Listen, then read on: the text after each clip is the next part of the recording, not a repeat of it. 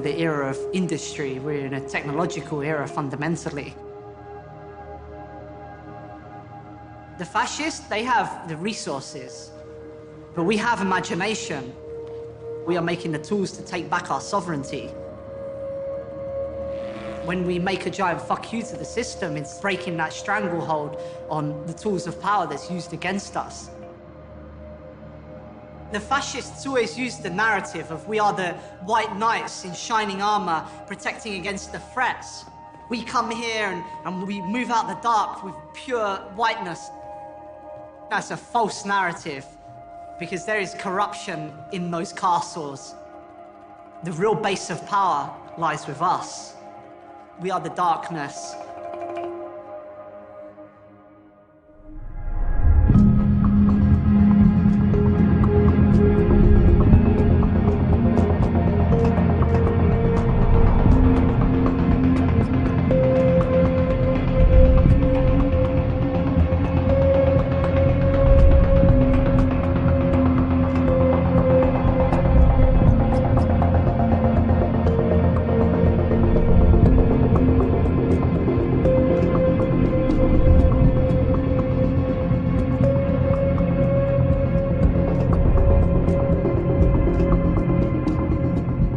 Which potentially could have very far-reaching implications has just started in New York City.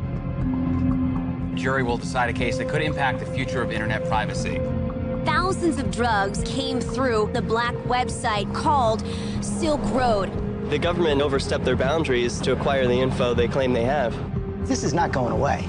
This is going to be the biggest takedown of what is currently in existence.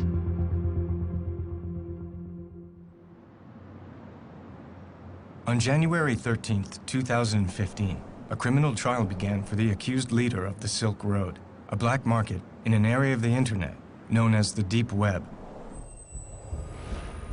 The Deep Web is vast, thousands of times larger than the visible internet, what's called the surface web. But the Deep Web is not a place. It simply accounts for all of the unindexed content online, banking data, administrative code for governments, corporations, and universities. It's like looking under the hood of the internet. Over time, the Deep Web became inhabited by people of all types who wanted to use this terrain for privacy. This hidden area of the Deep Web is called the Darknet, and it's accessible with a software service called Tor, originally developed by the US military and now open source and publicly funded. And while law enforcement and the media have painted a picture that Tor and the Darknet are nefarious tools for criminals, it's important to understand that they are largely used for good by government agencies, journalists, and dissidents around the world.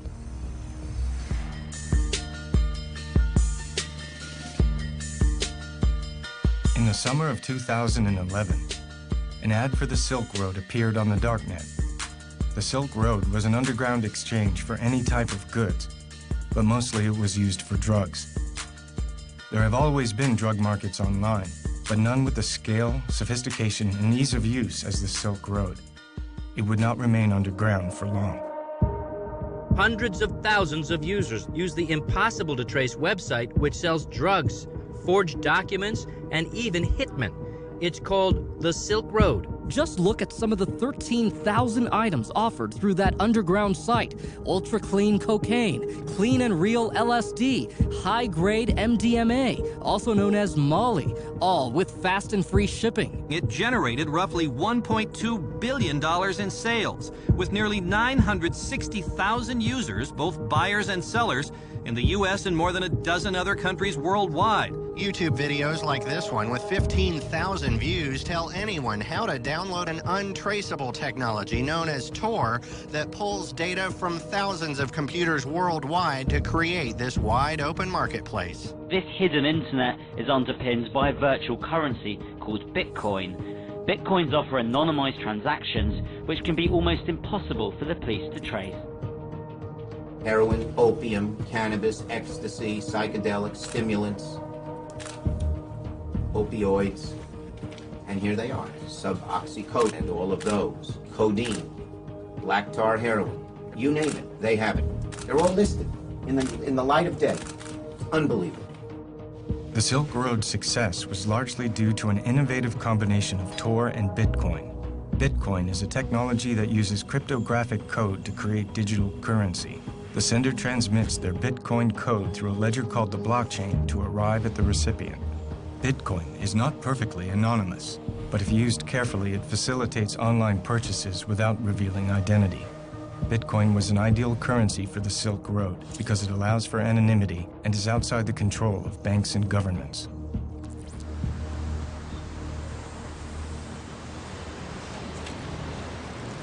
I really became aware of the Silk Road when Adrian Chen at Gawker did his profile. I think in a way, that story, as much as it documented the Silk Road, it created the Silk Road too. I mean, it drove so many people to the site. I think it probably was an order of magnitude increase in users on the Silk Road. So from that point on, that felt like I had missed the story, and I wanted the next big story on the Silk Road. But I was also just fascinated with the community that was, being created there. eBay doesn't have that kind of user community. This was like a really tight-knit movement of people. It was a fascinating thing just to lurk around it. It's a certifiable, one-stop shop for illegal drugs that represents the most brazen attempt to peddle drugs online that we have ever seen. It's more brazen than anything else by light years. I mean, they had a really big, target on their back, and they even had been taunting, to some extent, law enforcement and, the powers that be by doing this in the open. And that's actually part of what these marketplaces are about. It's not so much about selling drugs as much as it is to make a political statement of sorts, right? This shouldn't be prohibited. We're free to do what we want, and we have the technology to do it, so there. The news around the Silk Road came almost entirely from law enforcement and government officials with little insight from those who were behind the market itself. So the core architects and vendors of the Silk Road were sought out, using encryption keys to verify their identities and preserving their anonymity. This is the first time they have spoken publicly. The Silk Road forums were a better community than I've ever seen in real life. There were many threads that had great political and philosophical discussions. Sure, there were illegal things going on, but this was a real community of like-minded people. The Silk Road didn't appear to have a single leader. There were the regular posts from the system's administrator, but otherwise the service appeared to be primarily community-run. Then on February 5th, 2012, after a highly successful first year of business, the Silk Road administrator made an announcement. I need an identity separate from the site and the enterprise of which I am now only a part. I need a name. Drumroll, please. My new name is Dread Pirate Roberts. You're the Dread Pirate Roberts, admit it. With pride. The Dread Pirate Roberts was cribbed from the mythical character from the novel and film The Princess Bride, and the choice was no accident. In the original story by William Goldman, the Dread Pirate Roberts was a nom de guerre handed down from user to user and passed along eternally. The man I inherited from was not the real Dread Pirate Roberts either. The real Roberts has been retired 15 years, and I have been Roberts ever since. I shall retire and hand the name over to someone else. This Dread Pirate Roberts, or DPR, would come to spearhead the Silk Road forums and was generally assumed to be the creator and owner of the site. The Dread Pirate Roberts to me seemed to be kind of the most interesting figure in that whole world.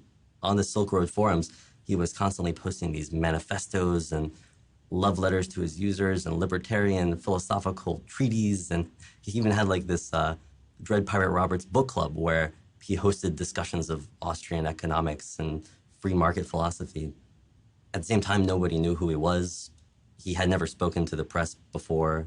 I approached him on the Silk Road forum mid-2012 and started kind of just like trying to persuade him to talk, chipping away at him and just bugging him constantly. The actual trigger, I think, that made him decide to talk was this competing dark website called Atlantis. They were really much more aggressive in their marketing than the Silk Road. They put out this YouTube video advertising Atlantis as the new, better dark web drug site. So when I went back to the Dread Pirate Roberts and said, I'm going to do this story, it can either be about Atlantis or it can be about you, I think he realized that, he was a savvy business guy who realized he had to talk at that point. He did have a kind of political message that he wanted to get out, and I could see that in what he was posting on the forums. So I kind of played up to that, and I told him, like, I can be the vessel for you to talk about what the Silk Road really represents. And I think that appealed to him. So it took 8 months, but finally he did agree to an interview. Of course, he didn't tell me anything about himself, where he lives, his age, identity, anything that could be remotely identifying. I didn't start the Silk Road. My predecessor did. From what I understand, it was an original idea to combine Bitcoin and Tor to create an anonymous market. Everything was in place. He just put the pieces together.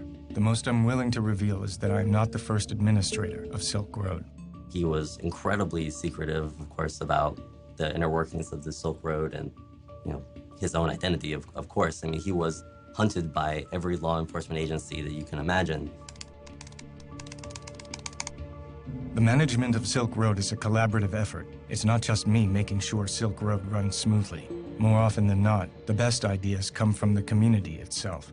But he did tell me, like, some interesting things about how he viewed himself and and the way that the Silk Road works. We don't allow the sale of anything that's main purpose is to harm innocent people, or that it was necessary to harm innocent people to bring to market. For example, anything stolen is forbidden. Counterfeit money and coupons which are used to defraud people. Hitmen aren't allowed, and neither is child pornography. No substance on Silk Road falls under those guidelines. This went beyond just, like legalizing marijuana or even heroin. He wanted to see a new relationship between individuals and the government, where the government was, basically hamstrung and couldn't control what people bought and sold. At its core, Silk Road is a way to get around regulation from the state. The state tries to control nearly every aspect of our lives, not just drug use. Anywhere they do that, there's an opportunity to live your life as you see fit, despite their efforts. I guess I shouldn't generally say this kind of thing, but I really liked the Dread Pirate Roberts that I interviewed. I thought he was, a really super interesting guy with a really coherent philosophy. He came across to me as this kind of middle-aged, wise man figure, But not everyone on Silk Road believed in libertarian philosophy. Bringing an end to the drug war was the agenda that truly united the community. The huge reason why DPR put the website up and allowed the market to begin with and took the risk was because there needed to be a violence reduction in purchasing drugs, because it's going to happen. And the reason it's going to happen is because of the war on drugs. The violence isn't just from the people buying and selling the drugs. The violence is from the police departments and the federal agents prosecuting this war. And not to mention the horrendous violence that we commit overseas on people. I mean, we're the biggest bully on the planet when it comes to drugs. The fact that more than 50% of this country has said, to the DEA, we don't want you prosecuting this war anymore. They need to demonize drugs. The war on drugs is, all about fear, uncertainty, and doubt. I could see that the Silk Road wasn't just another cyber criminal scheme. This was a guy who saw himself as the leader of a movement. One thing I've learned playing Dread Pirate Roberts is that your actions are sure to please some and infuriate others. But we can't stay silent forever. We have an important message, and the time is ripe for the world to hear it. What we're doing isn't about scoring drugs or sticking it to the man. It's about standing up for our rights as human beings and refusing to submit when we've done no wrong. Silk Road is a vehicle for that message. All else is secondary. The Silk Road functioned because the Dread Pirate Roberts was trusted. At any point, he could have shut down the Silk Road and run away with everyone's bitcoins. We've seen that happen with a bunch of other dark web businesses. But he didn't. And I think people believed that he wouldn't because they felt that he was a true believer in this kind of radically libertarian, crypto-anarchic philosophy that, goes back to the cypherpunks of the 1990s. 25 years ago in the Bay Area, a burgeoning group of mathematicians, crypto-anarchists, and hackers began to meet in each other's homes. This tight-knit group came to be casually known as the cypherpunks. These original members were not socially motivated, but more concerned with the hard math of cryptographic technology and the broader philosophy of anonymity, individual liberty, and privacy. The government has this clear policy of access to all plain text, meaning whatever you're saying, they want access to. If it's stored on your hard disk, they want access to it. If it goes over the wire, they want access to it. If you are proxying speech for someone else, they want to know who it is. The cypherpunks were instrumental in the growing movement towards privacy and anonymity online, and they would pioneer the way into the hidden corners of the internet. Maybe the big turning point for the cypherpunks, I think, was WikiLeaks and Julian Assange and Jacob Applebaum's idea of what it means to be a cypherpunk. You cannot trust a government to implement the policies that it says that it's implementing. And so we must provide the underlying tools, secret cryptographic codes that the government couldn't spy on to everyone, as a sort of use of force. In that a government, no matter how hard it tries, if the ciphers are good, cannot break into your communications directly. Force of authority is derived from violence. One must acknowledge with cryptography, no amount of violence will ever solve a math problem. Exactly. And this is the important key. It doesn't mean you can't be tortured. It doesn't mean that they can't try to bug your house or subvert it in some way, but it means if they find an encrypted message, it doesn't matter if they have the force of the authority behind everything that they do. They cannot solve that math problem. This movement is not about the destruction of law. It is about the construction of law. These are guys who want to create encryption tools that everybody can use. It's not just for the elite. It's trying to shift the way that the internet works, to provide secrecy and anonymity and privacy to everyone. It's a much more populist movement. There is a community of people in the security and cryptography space who want to live in a world where the government cannot record their emails, cannot listen to their telephone calls, cannot see who they're spending time with, and they're trying to build tools. They're trying to build protocols and services that can facilitate that kind of anonymous and private exchange of information. I actually think this all comes down to wanting to live a free life and the recognition, which really predates all technology, that an observed life is not a completely free life, that a zone of privacy is just a core human value. And the technology, to me, is just an incarnation of those basic human values. And I think that the people who are trying to build currencies that are free of tracking and government control and technologies that let you have a private conversation and those kinds of things are just people who are seeing that the technology can both enable and disable that space. There are more cypherpunks than ever before. They want to entirely cripple the government's ability to enforce law. They want cryptography to make the rules instead of law enforcement. Cody Wilson is a crypto-anarchist best known for developing the Liberator, a 3D printable gun that was downloaded 100,000 times in 2 days. When a group of baby boomers are told, okay, now 3D printers will print guns, they can do nothing but say, well, it's been nice living in the world I used to know. We want to question the very foundation, evacuate the very foundation that this order, moral, ethical, political, is founded. To see beyond good and evil and to allow something else to happen.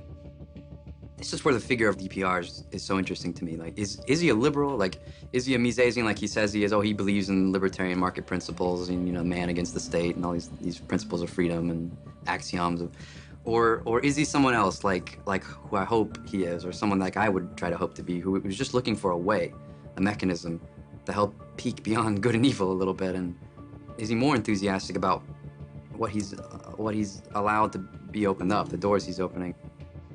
Of course, there will be a dark side to the dark web. And if we want to enable this true crypto-anarchic future, anyone who's working on that, I think, has to reckon with the fact that they are going to be enabling really nasty things along with this kind of information freedom revolution that they're taking part in. By August of 2012, business was booming. The Silk Road had become a thriving, anonymous, and unregulated black market. The internet being used in this way posed a major threat to the government, greater perhaps than selling drugs. Even as a law enforcement officer, I still wouldn't know where to go and buy crack on the streets or buy heroin, but I do know how to go online and find it. It's downloading some software, and next thing you know, you're there, and you can purchase a service or drugs very easily. Since when does a teenager become obsessed with the daily mail delivery? Fidgeting and pacing made this Fisher's mom suspicious. So when her family's mail arrived, she grabbed it and found a cartoon DVD box addressed to her son with something extra, a package of white crystals. So she confronted her 14-year-old, and both their lives changed forever. I don't think anybody really cared in law enforcement until Senator Schumer went, oh my God, we got to do something about this. Today, I'm calling on the DEA and the Department of Justice to immediately shut this site down before more damage is done. Because if you think about what law enforcement at the federal level has to do to even start a case, I don't think this case would have been started if it wasn't for some political impetus by, a senator saying, we need to look into this.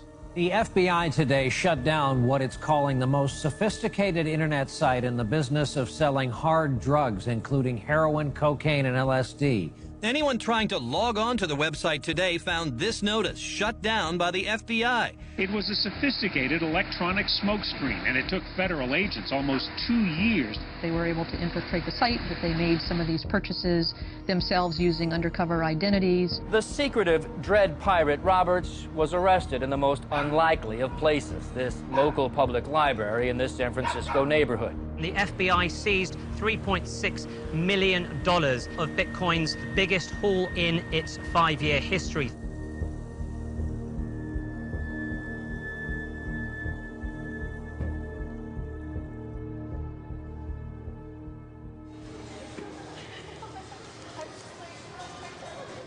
When the criminal complaint first appeared in October, it describes this 29-year-old kid named Ross Ulbricht.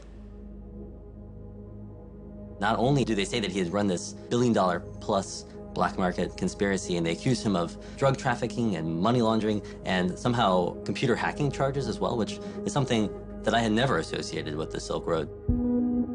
But then also in this criminal complaint, there is outlined his plot to pay for the murders of a potential informant and a blackmailer. It seems at least one Silk Road user threatened to reveal the identities of thousands of others. So investigators say Ulbricht tried to execute a murder for hire on that user, offering $150,000 to a would-be hitman because, quote, "This kind of behavior is unforgivable to me, especially here on Silk Road. Anonymity is sacrosanct." It threw me for a loop. It was really not the Dread Pirate Roberts that I had ever imagined. This connection between Ross Ulbricht, who plenty of evidence suggests that he was involved in the Silk Road. They, after all, seized his laptop while he was logged in to the Silk Road. He was caught red-handed.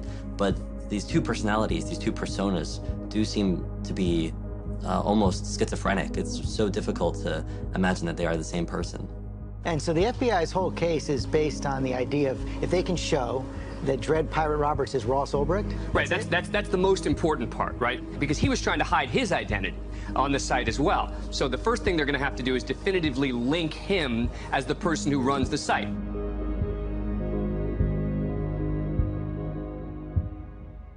Oh man, it was yesterday, actually. I was on my computer and I was on Facebook, and there's this guy that I know, and he's very into like Bitcoin and cryptocurrencies and stuff like that.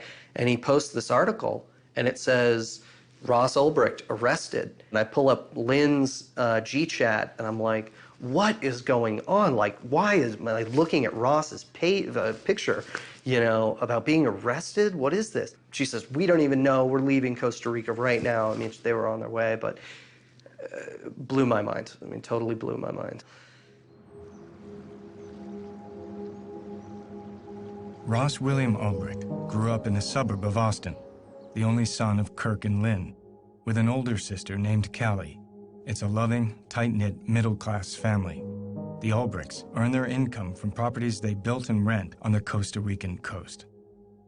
Ross was an avid outdoorsman, an Eagle Scout like his father, and displayed an early aptitude for math. Ross earned a full scholarship to the University of Texas at Dallas, studying physics. He graduated in 2006 and then won another full scholarship to Penn State to pursue a master's in material science and engineering. It was at Penn State that Ross began a deep interest in libertarianism, particularly the work of Ludwig von Mises and the Austrian School of Economics. Yet by 2009, having completed his master's, Ross seemed to be having a change of life plan, telling his mother he no longer had an interest in pursuing a career in science and instead wanted to become an entrepreneur.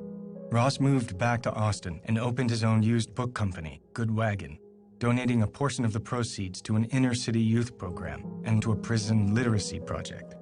I remember him saying when we had coffee, the last time we saw each other, I remember him saying that he wished he had joined a fraternity in college. And I remember saying, well, that's surprising. You know, I didn't really understand that perspective. And I just remember him thinking, well, he focused a lot on his studies in school and maybe didn't create the social network that he was looking for in school. But as far as where we saw each other going, or where we saw ourselves going, I think we both had a strong desire to be in control of our destiny. You know, again, like when he started the book company, totally natural, not even something that I would have questioned, where there are a lot of people that would never start their own business. But for Ross, sure, you know, why not? But the business floundered, and Ross eventually shut it down. And if a post on his LinkedIn page was any indication, Ross had experienced a kind of epiphany on the next way forward. Albrecht wrote, "Now my goals have shifted. I want to use economic theory as a means to abolish the use of coercion and aggression amongst mankind. To that end, I am creating an economic simulation to give people a first-hand experience of what it would be like to live in a world without the systemic use of force." From this moment in late 2010, Ross became something of a free spirit, eventually leaving his parents' home in Austin to live with his sister Callie in Sydney, Australia, and then returning briefly to Austin. Throughout this period, as far as his family knew, Ross's means of employment was working on freelance projects in computer finance. I am Renee Pinnell, age 29. Today is December 6th, 2012, and we are in the Jewish Contemporary Art Museum, and relationship to partner is best friend. So Ross, how did you come to live in San Francisco? You twisted my arm until I said, fine, I'll come. I get a phone call from Renee. "Ross, call me up. I got an opportunity for you." I'm like, okay. And he's like, "Yeah, I'm doing this startup here in San Francisco. I want you to be a part of it." The more I thought about it, and the more he laid out the pros and cons, the more it all just seemed like cosmic and the right thing to do. So, yeah, I bought my ticket, and 2 weeks later, I showed up at his doorstep. As Ross Albrecht was making his way from Australia to Austin, and eventually to San Francisco, the Silk Road was online and growing steadily. So naturally, it sparked the attention of federal law enforcement, and specifically the wing of the DHS, called Homeland Security Investigations, housed in the old Customs House in Baltimore, Maryland. You have postal inspectors in Seattle and Customs and Border Protection intercepting mail shipments coming from overseas, full of drugs, full of currency. And one thing that happens is they all lead back to the Silk Road. And you have a number of independent investigations sort of cropping up around the same time frame, following different leads, but all leading back to the same place. At the same time, the New York Cybercrime Division of the FBI began their own investigation, headed by Agent Chris Tarbell. And there were people essentially online 24/7 as part of the team that was monitoring and gathering even just a little bits of evidence. Informants were activated. The site was crawling with law enforcement posing as vendors and buyers from the very beginning of Silk Road's existence. In early 2012, HSI partnered with Tarbell's FBI investigators as well as the DEA to mount an undercover operation called Marco Polo with the intention of penetrating the inner sanctum of the Silk Road. I had a package seized from China in January 2012 and thought nothing of it. I kept business as usual, which was a stupid move. Fast forward to June 28, 2012, I was raided by ATF, DEA, Secret Service, local police department, and even a postal inspector. I was not detained.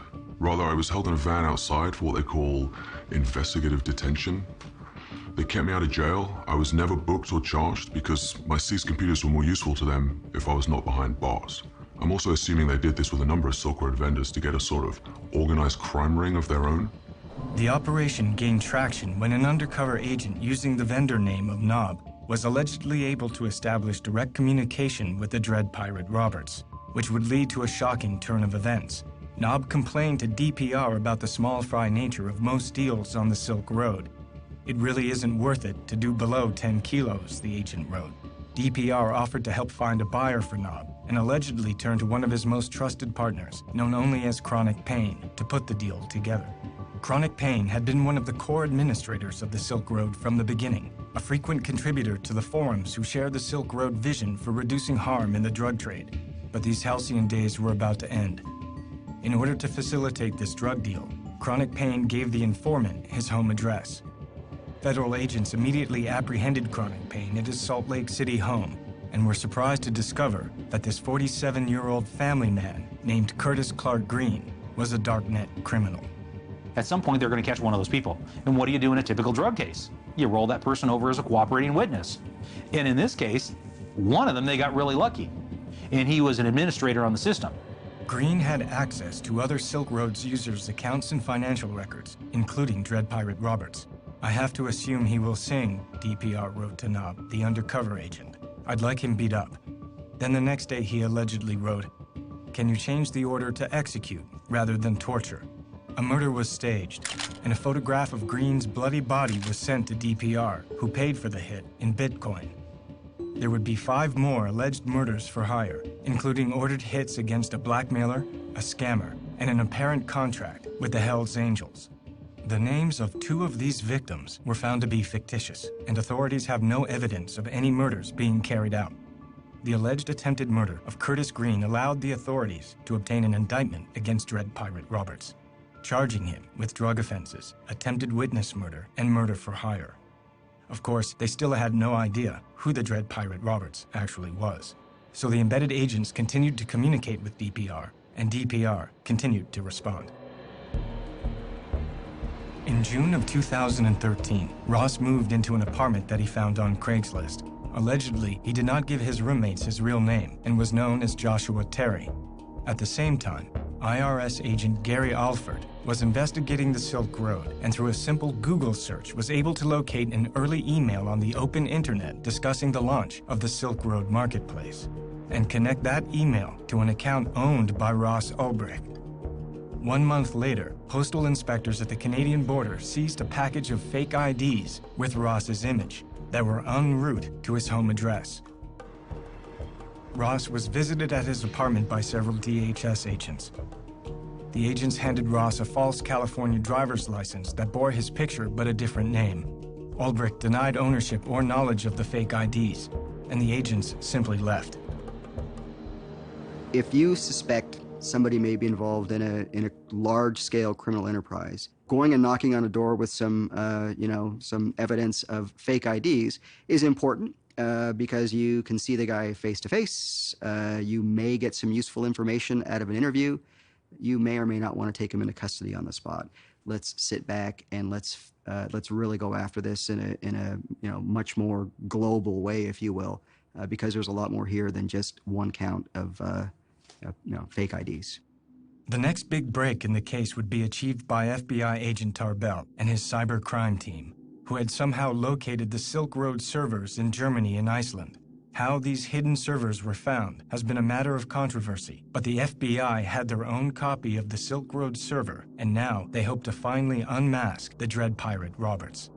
And I decided that there was a flaw in this setup somewhere. I couldn't quite put my finger on it, but there was a flaw, and I called up my partner, said, there's a flaw, we've got a limited amount of time, we need to make our money and get out now. Over the course of a year, a Chicago-based agent from the DHS named Jared Deryagian had been embedded in the Silk Road, now posing as a high-ranking moderator named Cirrus. With both the evidence connecting Ross to the launch of the Silk Road and the incident with the fake IDs, Ross became one of the primary suspects. On October 1st, in a coordinated effort between Deryagian from the DHS and Tarbell's FBI squad, a sting operation was launched. According to Deryagian's testimony, he staked out Ross's new residence, and using his pseudonym of Cirrus, Deryagian initiated a conversation on the Silk Road with DPR. Moments later, Ross went to the Glen Park Library, apparently to use their Wi-Fi, and when Deryagian saw that DPR was logged back into the Silk Road, he gave the order for Tarbell and his squad to move in. It's an excitement that you couldn't even buy off Silk Road. All the drugs you could buy on the site, it's not the same exciting as catching the guy. It's an adrenaline rush. Ross was apprehended before he could encrypt his laptop. He was allegedly logged into a Silk Road administration panel for customers needing DPR's attention. He was a dream for drug users because he was very technically adept and he was able to hide both the website that he put together and the actual sales of illegal drugs that the drug sellers would make on his website. The Silk Road was seized and shut down, and charges were announced against a number of core partners and vendors from the site. Ross was held for over a month in a jail in Oakland, awaiting extradition to New York. Ross's family was able to raise over $1 million for his bail, but the prosecution argued that due to the alleged murders for hire, Ross was too dangerous to release, and so his bail was denied. I thought it was the wrong decision. He wouldn't have been a flight risk, and he has never been and is not a danger to anyone. For him to say, well, I'm gonna, put a hit out on someone, it's ludicrous. I could understand it being one of these other DPR workers getting all egotistical and crazy and maniacal and doing it. That I could see. There was more than one person using the DPR account? I believe it was at least 2 other people, if not 3, at one point. Doesn't matter. That's why they're dredging up this, hit, contract, baloney. But, because of the involvement of the senator and all that other shit, they're gonna cook them. The data seized from the Silk Road servers included all internal private messages, which revealed that many people collectively ran the site. One vendor with the username Variety Jones was active from the beginning of the Silk Road.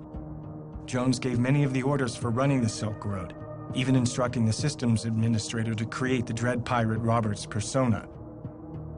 But Ross Ulbricht remained the primary focus of the investigation. Ross has been incarcerated for over a year in the Metropolitan Detention Center in Brooklyn, awaiting trial. 6 weeks of that time was in solitary confinement. Ross pled not guilty and denied being the Dread Pirate Roberts. His trial was set for November 10th, 2014 in New York City. If convicted, Ross faces a minimum sentence of 30 years with a maximum sentence of life in prison. You taking a video? Mm-hmm. Should we? He's a hairy fucker. Yeah.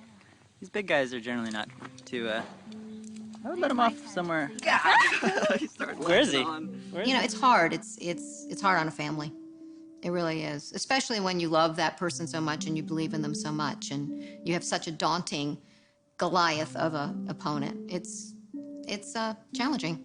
It's kind of like a death in a way when you go like, no, that can't be true. And then you're like, oh yeah, it's true. And you go through that kind of shock. His dad, my husband, of course, he's trying to keep our business going so we have livelihood. And his sister is in Australia, and she's been helping too from there.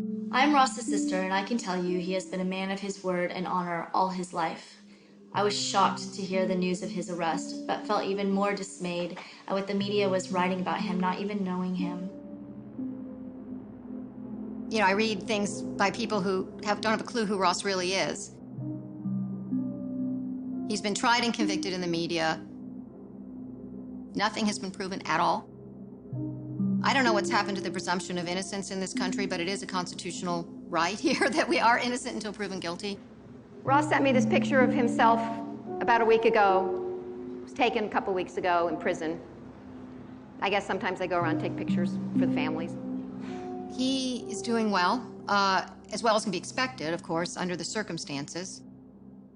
And finally, after 5 months of delays, he has had access to the discovery, the evidence that the prosecution has. And so he's been working very hard going through that. We are asking the prosecution, how did you find the server? And they're not saying. We have to know how they found the server in order to see if Ross's Fourth Amendment rights have been violated. And how would anyone know if the evidence had been tampered with or anything else if it's not revealed how they found the server? There were 14 searches and seizures in this case, which is a fishing expedition into a person's total property, unlimited rummaging through all of their things to see what they can find. When the criminal complaints first appeared in October, I think the supporters of the Dread Pirate Roberts and the Silk Road just scattered because suddenly this thing that had seemed like an idealistic community built around nonviolence and, libertarian free commerce suddenly seemed instead like this bloody criminal conspiracy. And a guy who probably otherwise would have been a kind of political cause celeb who would have had all of these supporters calling for his freedom, instead was treated as an immediate pariah. He was seen as a criminal. So there's a lot of circumstantial evidence, if you want to call it that. There's a lot of technical bits and pieces involved. It got really crazy in the middle of that. It's sort of one thing is taking down this online drug market, another thing is pinning a number of murders for hires on top of it. It just seems really, really far-fetched. The 29-year-old seemingly clean-cut entrepreneur was living a secret life as a digital drug lord. They're claiming that he's living in a manner of a head of a cartel. The distinctions between Ross Ulbricht and the head of a cartel, you don't have to see too many movies to recognize what the differences are here. Then when the indictment finally came out, there were suddenly no charges around these murder-for-hire accusations, only the drug trafficking and money laundering and computer hacking. They had 6 charges. They used them against him to deprive him of bail. And yet 2.5 months later, the prosecutor didn't indict him. What they did instead was they called it an uncharged crime. Well, if something's a crime, don't you charge someone for it? And if it's not a crime, why is it there? Because it's prejudicial to a jury to have that sitting there, unproven, just smearing him.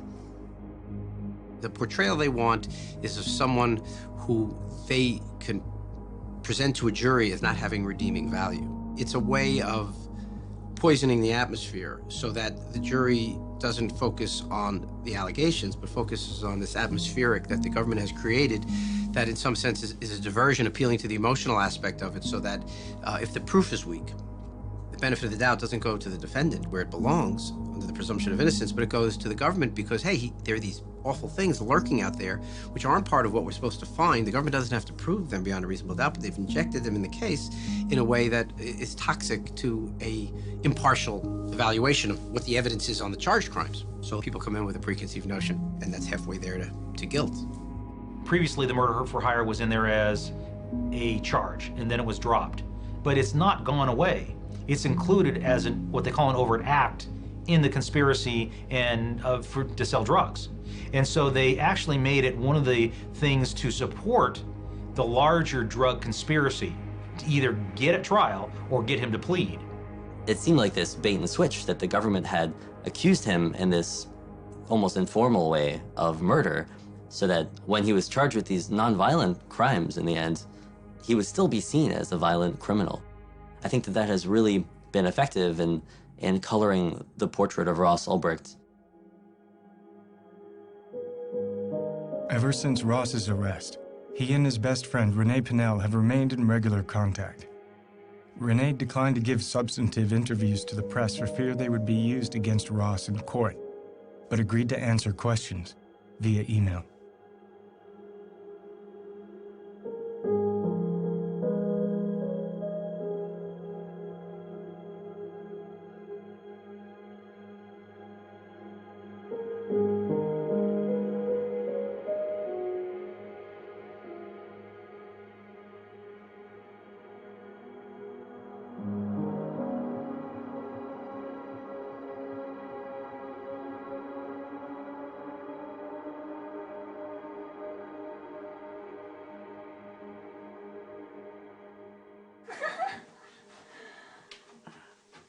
I'm a little teapot, short and stout. Here is my handle, here is my spout. When I use it, hear me shout. Tip me over and pour me. Yay! Because of the severity of the charges, Ross was not able to grant an interview from prison, which left only a scattering of his personal photographs and movies. But from the exhaustive discussions with friends and family, and the public knowledge of Ross's trajectory, from physics and engineering major to running a small homespun bookselling company, it was difficult to understand how he could possibly have been the sole mastermind of the Silk Road, a vast and complex internet service with over 1 million users worldwide. Ross was certainly bright and studious with a deep interest in libertarian economic theory, which clearly echoed the mandate and philosophy of many of the posts of the Dread Pirate Roberts. But he had no experience whatsoever in computer coding or scaling large internet companies. So how did Ross connect to what little is truly known about the Dread Pirate Roberts? DPR was motivated by a pacifistic philosophy and an agenda of creating victimless exchange and reduced harm in the drug trade. This ethos would be embraced by the chief architects and vendors of the Silk Road and reverberate through the entire community. There were quite a few people that I didn't sell to, just because I could tell that they were obviously, not mature enough to handle using these drugs and didn't know enough. It was like, go read first, go figure it out, then come back to me and I'll sell you some. But I'm not going to pop your cherry and kill you, potentially. But heroin in particular, I was very careful about who I sold it to because it was not stepped on. It was the best heroin on the Silk Road. The Silk Road appeared to be a successful experiment in creating a pacifistic community, overseen by a figurehead with a deep-rooted ideology. But these core ideals of the Dread Pirate Roberts were completely at odds with the murder-for-hire allegations. Did DPR become corrupted and turn his back on the mandate of nonviolence and harm reduction? Were there other people using the DPR account who were responsible for these actions? Or was there some other truth behind these alleged murder hits that produced no victims?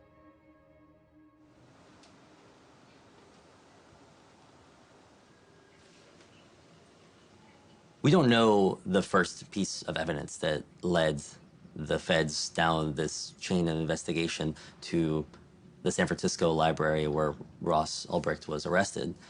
All we know is that at some point they located the Silk Road servers in a data center in Iceland and imaged them. They copied all the data off of them and seized them. But we don't know how they found those servers. The whole idea of the Silk Road was that it ran as a Tor hidden service, which means that Tor protected its physical location and made it very difficult to locate the computers that ran it.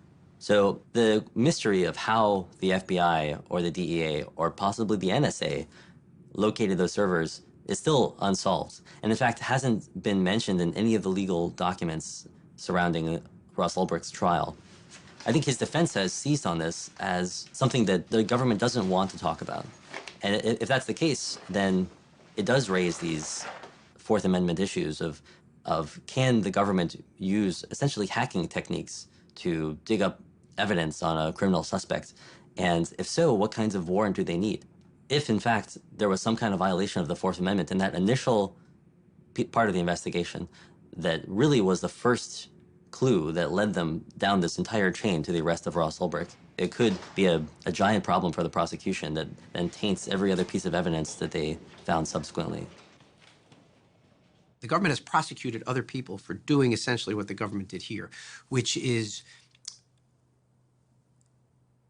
trying to get underneath the public face of a website. And they have alleged that getting at information that's not supposed to be publicly accessible by sophisticated computer inquiries or activities, that is a violation of federal law. So here, and that's why they always say, well, we didn't do anything wrong, we didn't do anything in violation, but they really know what's at stake here because they've actually prosecuted people for the same thing. And the government's affidavit, the affidavit from Agent Tarbell about how they got to the Silk Road servers has been met with incredulousness by the internet community. The Tarbell Declaration, to put it politely, seems vaguely disconnected from the truth. Depending on which security expert you ask, you will get it's vaguely disconnected to the truth to something filled with it is a massive pile of bovine excrement. What Tarbell's story is he was typing away his computer, visiting the Silk Road website, and the CAPTCHA was transmitted in the clear, and he somehow saw the IP packets go directly to the server. And so he then connects to that server and gets the CAPTCHA. Game over, they found the back-end server. Unfortunately, this was playing fast and loose with the truth, because the logs provided to the defense show that what Tarbell found was not the CAPTCHA image, but instead a PHP MyAdmin page. The server was running some stuff over the clear, but not the CAPTCHA. So Tarbell's story doesn't mesh with the FBI's own evidence. they hacked his servers, and with that access could essentially do whatever they wanted. Given just the institutional pressure to take this thing down, it's naive to think that they didn't.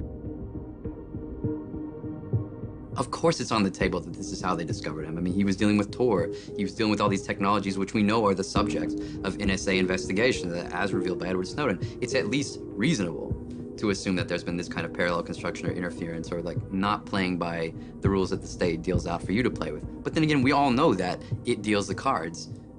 It runs the game anyway. It's naive to think that this wasn't an available option. The issue is whether the agent could have done what he said he did. The theory that's been brought forward in the testimony by the individual agents that did it, they were able to manipulate part of the server to cough up an address that shouldn't have been given up. And that address came back to Iceland, and that server there was hosting the Silk Road hidden service. I think we're not going to know till we go to trial, and we may never know for sure. There's always this balance of trying to be forward-leaning in your investigative techniques and making sure that you don't trample on rights at the same time. You want to stay well within the bounds of your legal authority, because if you step over the line, the evidence is going to be tossed. It's not going to be admissible in court, and you may wind up jeopardizing the outcome of an entire investigation. And so I think what agencies will try and do is they'll want to step right up to the line, maybe get a little bit of chalk on their toes, but don't step over it. Ross's lawyer made a motion to dismiss the case based on the disputed seizure of the Silk Road servers, arguing that admitting this material not only violates his client's Fourth Amendment rights, but would set a dangerous precedent for the rights to privacy of all citizens. The judge, Catherine Forrest, sided with the prosecution, stating that the Tarbell Declaration was acceptable, and the motion was denied.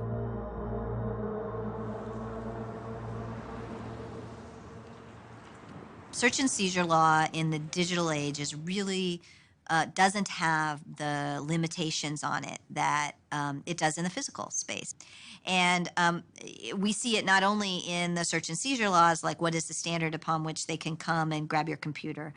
What kind of searches can they do on your computer once they have it? Do they just get everything? We see this at the border, or we see this at search incident to arrest. People now carry around smartphones that have their whole lives in them. And if they get stopped, law enforcement is certainly right now in a lot of places taking the position that absolutely anything that's connected that's on that device, including logging into your accounts that you can log into from that device, is fair game. If the prosecution gets away with this warrantless seizure of Americans' data, as well as all these other foreigners, it could have a lasting precedent for how the Fourth Amendment works in the digital age. And I think that, in fact, may be the most lasting effect of the Silk Road. Generally, what happens in the criminal law field is that there's some case of major proportion that is used as a means of changing rules or expanding exceptions to constitutional protections. And once it's there, once the precedent is set, it then trickles down very quickly and very easily into all sorts of ordinary cases where, the ends justify the means. Then all of a sudden, it's now spread. The average citizen may say, well, why is this important to me? Why do I care? I'm not buying drugs on the network. Nobody I know is buying drugs on the network. But it's not just about that. We're a democracy. And informed citizens understand they have a right to privacy, and that the Fourth Amendment protects against unreasonable searches and seizures. Information has to be encrypted, and that goes from a large corporation down to an individual. And so for those who are arguing that information should not be encrypted, certainly that makes it easier for law enforcement to combat, but it also makes it easier for the cyber criminals to attack. It makes total sense that criminals are among the early wave, along with the sort of paranoid people, of these new tools and services, but that doesn't mean that they're the only people using these services. There are a hell of a lot of journalists that I know and regularly communicate with now over Tor. But, for the people who oppose this technology, who see it as a threat, the fact that criminals use it is a great way to demonize it. I definitely do believe that there are people in the U.S. that don't think that the government is doing anything wrong. It's not necessarily something that you're concerned with or that you care too much about or that you're really passionate about until you're standing right in the middle of it. And it's something far more dangerous than any website could ever be, is what our government has become and how they operate. This goes back to that question of the government kind of trying to treat the internet differently without following the same kind of judicial processes. Well, the Supreme Court has proven that they do not agree. You know, recently with Right. Riley versus California with an illegal search of a cell phone. Precedent can be set that will limit their ability to infringe on our rights. Someone asked how her political views have shifted. Because suddenly she's standing right in the middle of Tor, Bitcoin, the war on drugs, online anonymity, encryption. And she's had to learn a lot of different things, and also just not only just the whole legal system, but everything around the technology and the case. After over a year in prison, Ross delayed the trial 2 months, stating that important discovery evidence he needed to examine had only just been delivered to him by the prosecution. The FBI shut down what it calls the most sophisticated and extensive criminal marketplace on the internet, but it may be finding new life. The arrest of Ross Ulbricht and closure of the Silk Road did nothing to hamper drug sales on the darknet. Many new markets immediately appeared, including a relaunch of the Silk Road itself, also run by someone calling themselves the Dread Pirate Roberts. And like its predecessor, the Second Silk Road also claimed a mandate of reducing violence and harm in drug transactions. The Dread Pirate tweets, "Silk Road, while under my watch, will never harm a soul. If we did, then we are no better than the thugs on the street."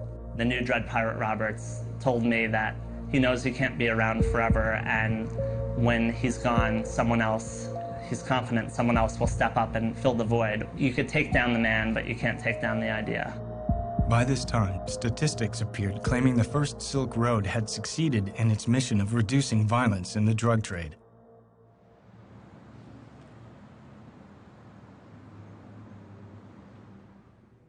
While I was with the Baltimore Police Department in the early 2000s, I had 2 city officers in uniform killed by drug dealers on the street. And there was a family of 7, a Dawson family on Preston Street. They were killed by one drug dealer in one night, mother, father, and 5 kids. And so as the years in the early 2000s start moving along, I'm continuing to think about this from a place of violence and beginning to realize that our policies of drug prohibition were actually counterproductive to public safety. The one thing that I signed on for to improve, to better public safety in our neighborhoods, was making it worse. And I found a large number of police officers and judges and criminal prosecutors and DEA agents and FBI who think the same way. If Baltimore moved from street corners to online services, oh my God, you know how many fewer shootings we would have every year, which equate to fewer homicides? Number one, it removes the buyer from the back alleys and from the street corners and from those dangerous places of dealing with the seller. Buying it over the internet where it's delivered to you removes you from that scenario. One of the interesting things that having an online market does is that it makes sellers much more accountable to buyers. And one of the really interesting innovations is the whole review system, where buyers can review the sellers and the items that they bought from these on these marketplaces. And what that does is it makes sellers more accountable, and it gives buyers a way to assess both the quality, the purity, and the potency of the drugs they're getting. It makes these transactions much more safe for the buyers. But we're shutting them down, attempting to shut them down, because we will never shut them down. We've been at this drug war now for over 4 decades. And what has happened since then? At the beginning, it was just the cartels and organized crime making a ton of money. Today, they make globally $322 billion off of this industry. Corporate America is also now in the game. Private prisons, okay, Corrections Corporation of America. About a year ago, they gave out $675 million in dividends to their shareholders. Drug testing companies, it's now become a multi-billion-dollar industry. And who gets tested? Those who are in prison or under the control of our criminal justice programs on parole and probation. So corporate America is making a lot of money. What about law enforcement? Law enforcement's making a ton of money. The government's 1033 program, where we get armored vehicles and machine guns and whatever we want of the surplus military equipment, that's because of the drug war. over the years, we've seen these huge bureaucracies build up around the drug war, around prosecuting the drug war. You've got the Drug Enforcement Agency, you've got the Office of National Drug Control Policy. So a lot of the opposition is just rooted in self-interest among places like the FBI and the DEA, where if you're telling somebody who's been in the FBI for 30 years that drugs are no longer a priority, that's an existential threat to them. That kind of takes away their whole reason for existence. You really have to think about the danger of some of these drugs, the severe danger of addiction, the havoc that it reaps on families and children and careers. And so to say that we need to step back and liberalize, well, that's one approach you can take, but then you've got to look at a cause and effect. If we do this, what are the second and third order effects? The FBI, our federal government, they're going to go in and they're shutting these places down. You know what? New ones just open up. Because there's so much money to be made, they'll continue to open up, and it's just a dog chasing its tail.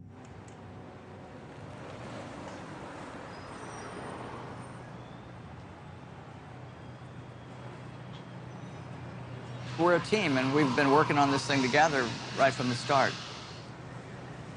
The way it's affected me is in some ways very much the same as it affects Lynn, but I don't have to go out there and talk to reporters. And we kind of set it up that way. It's hard enough having your loved one in prison, but then the whole media thing it definitely adds a pressure. I've known for a long time that the media wasn't reporting the whole story, that it was skewed. I see what Lynn and I are doing as a pushback to that. Ross has been in there a year, and he's avoided all violence, even though it's been around him. That has matured him for sure. The fact that he's come out of this unscathed so far speaks volumes. He seems serious. There's a lot at stake. He's feeling good that we got the extension. He had this mountain of stuff to go through, and I felt like he was running out the clock. And now they have that extra 2 months has been essential, is the word he used. And so I think he feels that he's much more prepared and ready. Yeah, he says he's ready for trial. He's ready to go in there and win. I have also matured in this last year, matured in my thinking about ethics, politics. When I became more and more aware of what the drug war was doing, the tragedy, so many people have been victimized by the drug war. It's a giant mess, and it's a story that needs telling. And we've got a pulpit, in a way, to tell it from. It's so weird to be doing all this, and it's distracting, and it's challenging, and you want to do the right thing, and then it's all about Ross, and then we go and we see him and hug him and talk to him and hold his hand, and it's just like, Ross. It's such a disconnect, and it's just so hard to see him in there.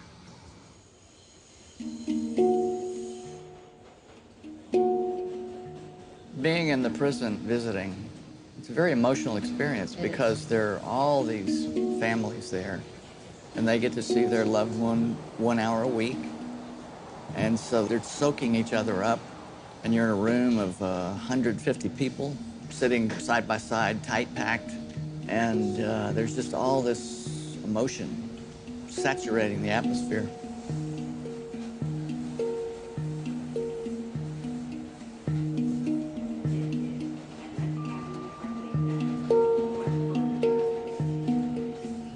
The prisoners have segregated themselves. But as loved ones coming to visit, there's no sense of segregation, race at all. We're just 150 people whose hearts are breaking.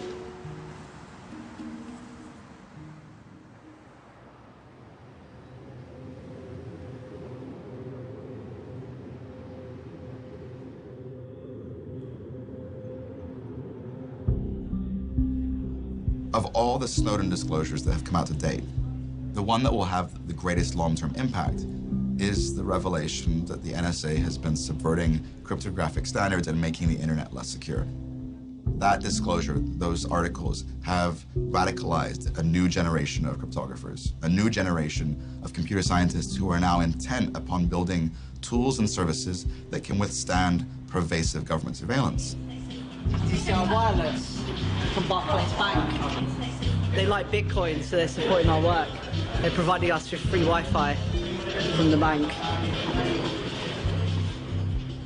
In the fall of 2014, as Ross was preparing for his trial, a group of hackers, programmers, and activists met in a squat in the center of London. This gathering represented the next wave of the darknet, developing new and evolved cryptographic tools that would not be so easily shut down. Open source is incredibly powerful. Open source is responsible for WikiLeaks, Wikipedia, Linux, which runs all of our infrastructure, for Firefox, for BitTorrent, for Bitcoin, for all of these, for encryption, for all of these real uses of tech, not the yuppie Angry Birds or silly apps that these people make, you know? Open source is also an example of how we can organize economically, an example for the future. To build the products we need without needing proprietary industry, without needing the points of control, without needing masters and slaves and babysitters. It's not enough to build privacy-preserving tools.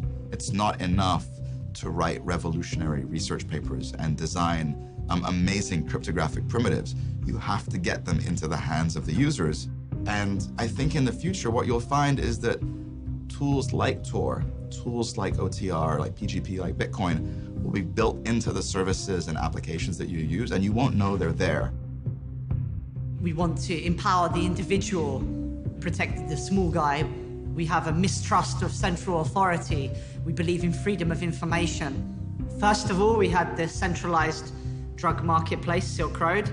The governments went and shut that down, and then upsprouted dozens of different centralized drug markets, and in a game of whack-a-mole, they shut down one and now there's dozens, and now we're entering the realm of decentralized drug markets with no central operator, no central point of control. What are they going to do? They're going to continue to do these kinds of things, and even if it's a distributed network, peer-to-peer is worked continuously by the state and local law enforcement agencies, and they arrest people every week. On November 6, 2014, law enforcement agencies around the world launched a coordinated effort called Operation Onimus, seizing hundreds of darknet sites, including the relaunch of the Silk Road. Bruce Schneider, the cryptographer, once said to me, in this cat and mouse game, the mice will win in the end, but the cats will be well fed. And I think that that's the way to see it, that this game is going to continue forever. They're always reacting to us. And which is fine, but once they've reacted and they've shored up and they've figured out, these are the new defenses, you're not getting past this one, we just gotta sit there and pick at it and get around it again. We're always gonna win. We're always gonna win. There's a reason the Silk Road was so powerful, and I know the cryptos now are writing the kind of automatic Silk Road. Amir helped do this. This is now the peer-to-peer model where there's no one individual administrator, and seeing that as the weak point. Technically speaking, this is all correct, but there's something kind of, I don't want to make him a hero, like don't want to say that he's a hero, but DPR recognized what was at stake, and he was willing to do the things that most of the libertarians weren't willing to do because he was serious about, I think, what the Silk Road meant. 3 weeks before the trial, the issue of the murders for hire suddenly resurfaced. The prosecution announced that due to these allegations, they would not allow Ross's defense to know the identities of their witnesses. The defense responded that using these uncharged crimes in this manner was prejudicial. A hearing was called to resolve the matter.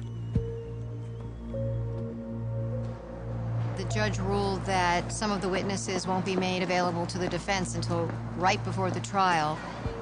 It's based on her saying that Ross might intimidate or even murder people from jail.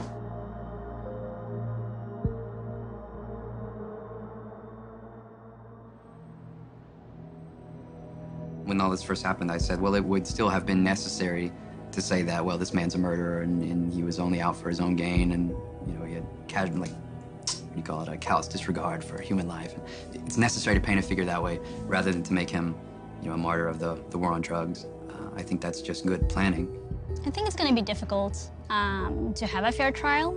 If you are innocent until proven guilty, then with all the evidence and all the stories that have been written, I think it's going to be really difficult to find people who are not influenced by any of this at all going into it.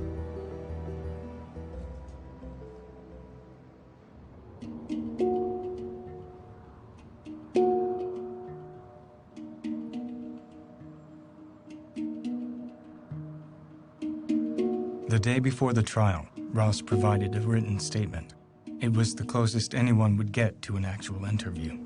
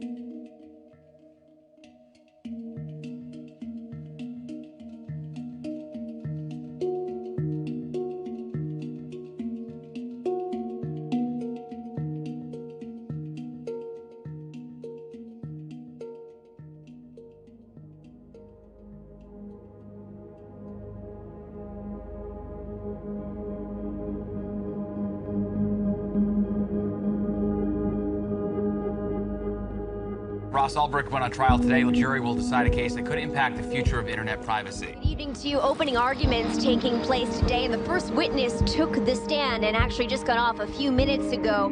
A Homeland Security investigation special agent who testified saying thousands of envelopes of drugs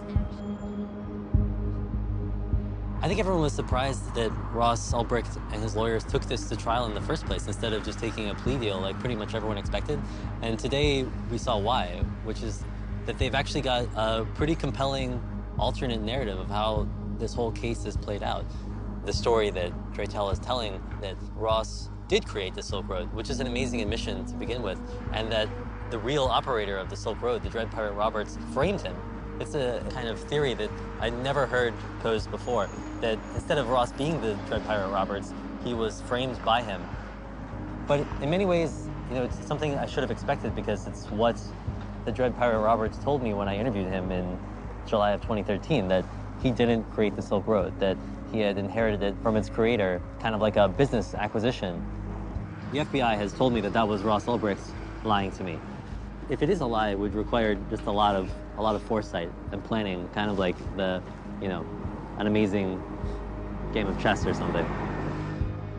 In the first days of the trial, the prosecution presented evidence that Ross kept a journal on his laptop describing his involvement in the Silk Road, and that the Bitcoin seized from his laptop came directly from the site, while the defense would argue that Ross abandoned the Silk Road after creating it, and that the journal and the Bitcoin were planted on his laptop.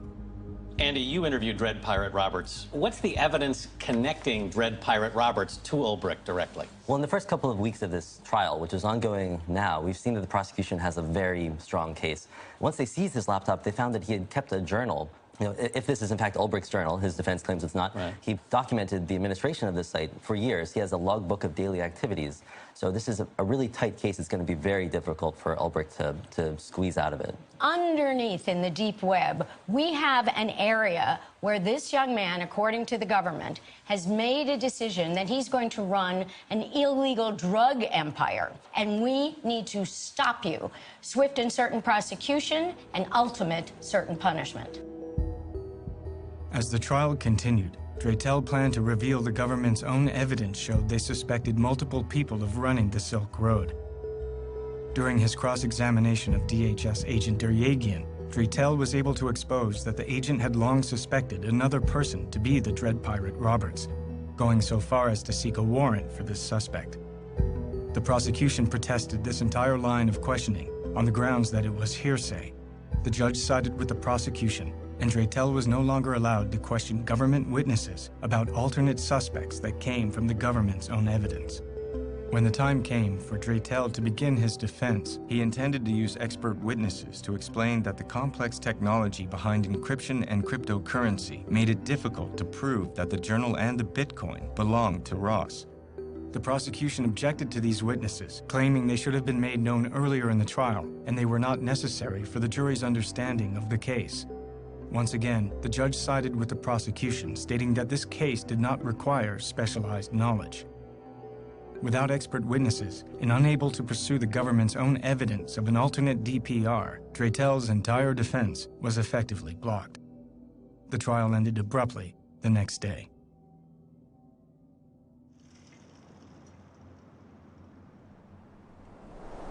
The trial of Ross Ulbricht raised more questions than it answered. Did we really know the full truth of the Silk Road case? Would this case set a precedent for the warrantless search of Americans' digital property? Whatever the ultimate outcome, it was clear that the fall of the Silk Road was not the end of a chapter, but the beginning. And the movement to create tools and services for online privacy is stronger than ever. The trial of Silk Road mastermind Ross Ulbricht concluded when the jury found him guilty on 7 different counts. It included 3 drug charges, as well as computer hacking, money laundering, and even a kingpin charge of continuing a criminal enterprise. Now, Ulbricht faces a minimum of 30 years behind bars, but his defense plans to appeal this decision. Anyone here, all of us, are going to be judged by things for which there is no attribution in real life. There's only attribution on the internet where things can be created, modified, edited, moved, hacked. Was it a fair trial? No, I don't think so. As the actual verdict was read, the word guilty was said 7 times. Ross was just staring straight ahead. I don't know what was on his face. But afterwards, he turned back to look at his family, and he had this really heartbreaking kind of stoic smile. And he wasn't crying, but he was just blinking hard. And then as he was led away, his mom said, "This is not the end." You know, that was it. The evidence against Ulbricht was so powerful, and Draytell's strategy had been to try to cross-examine every government witness and to pull out his alternative story through that cross-examination. And when the judge essentially shut that down and said, you have to limit your cross-examination to the scope of the government's initial questioning, that really prevented him from telling any other story. We have a much more informed perspective than the rest of the world. We have meetings that we've had with Josh through the last year and 3 months, regular meetings. We know about how he felt like he might win the case in cross-examination. We know that the government, that his witnesses were blocked from testifying. We were in the courtroom and we saw what happened and the travesty, the appalling obstruction of justice that happened. There was 5,000 pages of government evidence to do with one witness alone, Jared Yegan. None of that was allowed. 5,000 pages, and it was dumped on the defense 10 days before trial. Another 2,500 pages for other witnesses was dumped on the defense a week before trial. And it was full of exculpatory evidence favorable to Ross that was not permitted to be used. All this great, huge field of evidence that came out in the 3,500 material a week before trial that was that would help prove Ross's innocence was excluded from being brought out in the courtroom. It would have been a whole different case. This was the trial that didn't happen. The trial just didn't happen because it was only the prosecution's narrative that we heard. So then what about the hacking of the Silk Road servers? What about the precedent issues of the case? We didn't get that far. You know, we didn't get to even have that kind of public hearing where The FBI has to say how they did it, and then we get to decide whether that was legal or illegal.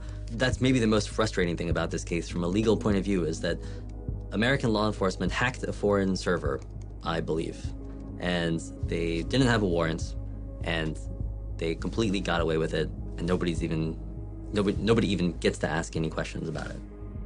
How's Ross through all of this? He's an amazing guy. You know, he's handling this so much better than I would have. I don't know how I could have taken what he's put up with and been subjected to in this last year and 3 months. And we pray that his spirit won't be crushed by this. It seems that Ross conceived of the Silk Road, that he ran it for its entire existence online. I actually accept that the government has proven that. But Ross Ulbricht is a fascinating character. He invented this brilliant thing. He had principles. He wasn't just a cybercriminal. He wasn't just a drug lord or a kingpin, as he's described in these charges. He was also an idealistic guy. And I'm going to be conflicted about both the kind of virtue of the Silk Road and of Ross Ulbricht as a person, I think, for the rest of my life. I'm not going to be able to come to a conclusion about this.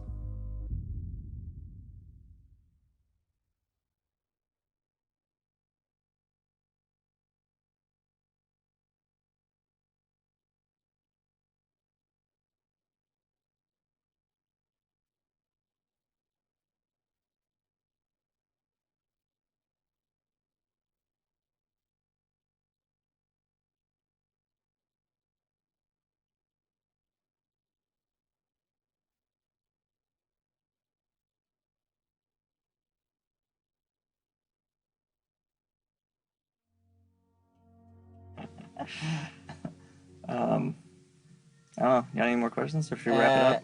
Yeah, future outlook. What are you going to do over the next 5 years? Like one sentence. I'm gonna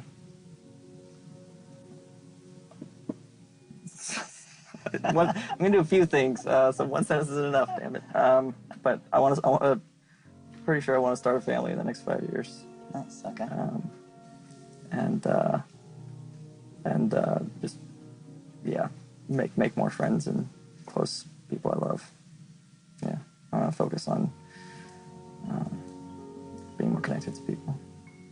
Very good. And 20 years. 20 years. I want to have had a substantial positive impact on the future of humanity by that time. Do you think you're going to live forever? I think it's a possibility. I honestly do. I think I might live forever in some form by that time. I mean, technology is changing so fast. Yeah. Cool. I hope I'm there. Sweet. Someday we could be a shining beacon of hope for the oppressed people of the world, just as so many oppressed and violated souls have found refuge here already. Will it happen overnight? No. Will it happen in a lifetime? I don't know. Is it worth fighting for until my last breath? Of course. Once you've seen what's possible, how can you do otherwise?